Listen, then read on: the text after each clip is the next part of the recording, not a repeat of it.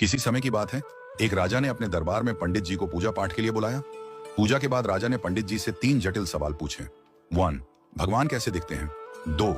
भगवान कहां तक देख सकते हैं? 3. भगवान क्या करते हैं? पंडित जी थोड़े सोच में पड़ गए और बोले, महाराज, इन सवालों के उत्तर देने के लिए मुझे थोड़ा समय चाहिए। राजा ने उन्हें 1 महीने का समय दिया। पंडित जी घर लौट आए, लेकिन कई दिनों तक उत्तर नहीं सूझा। उनकी परेशानी देखकर उनका बेटा बोला, पिताजी, आप क्यों चिंतित हैं?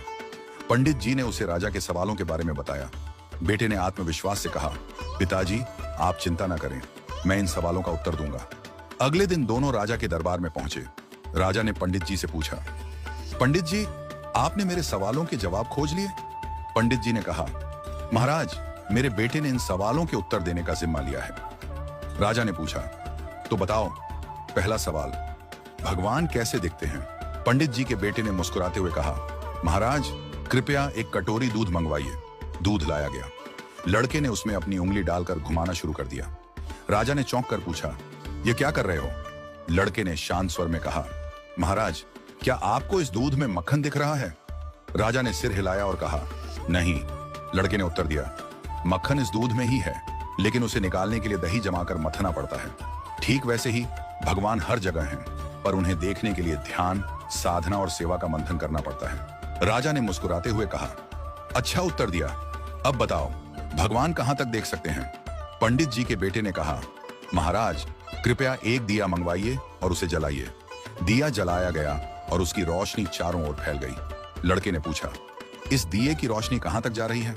राजा ने कहा, यह तो पूरे कमरे में फैल रही है। लड़के ने उत्तर दिया, ठीक वैसे ही भगवान की दृष्टि की कोई सीमा नहीं है। जैसे इस दिए की रोशनी हर दिशा में फैलती है और सब कुछ देखती है, वैसे ही भगवान भी हर जगह सब कुछ देख सकते हैं। राजा ने संतुष्ट होकर कहा, बहुत अच्छा उत्तर दिया। अब बताओ, भगवान क्या करते हैं? पंडित जी के बेटे ने मुस्कुराते हुए कहा, महाराज, कृपया कुछ देर के लिए अपना सिंहासन मुझे दे दीजिए और आप नीचे बैठ जाइए। दरबारियों में खुसर पुसर होने लगी, पर राजा को जिज्ञासा थी, इसलिए उसने उसे सिंहासन पर बैठने की अनुमति दे दी। लड़का सिंहासन पर बैठकर बोला, महाराज, अब देखिए, अभी तक आप राजा थे और मैं आपकी प्रजा था, लेकिन अब मैं राजा हूं और आप मेरी प्रजा हैं। यही भगवान की लीला है।